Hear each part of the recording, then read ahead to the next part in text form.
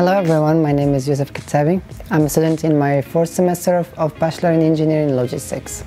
After studying production management in my home country, I decided to study logistics for its focus on decision-making, problem-solving, and especially its ever-changing business environment. I'm personally interested in supply chain, and especially the inbound logistics. It's basically all the processes which are responsible of bringing the purchased goods from the supplier to the right company's facility. I'm also interested in procurement, which includes making the right buying decision, sourcing, purchasing of goods, and all of that based on strategic analysis. Throughout my studies, I participated in 2 projects which were mainly about process analysis, searching for possibilities for improvement, and finally applying the right technical solution.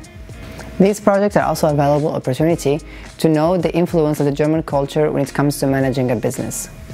The special experience I'm having in Germany is that I'm able to know much about cultures and societies. Bachelor of Engineering Logistics is a twin program, which means there is also in parallel the same program taught in German. If you are interested, you can also see the video for the Bachelor of Engineering Logistics taught in German in a link below. Best regards, Youssef.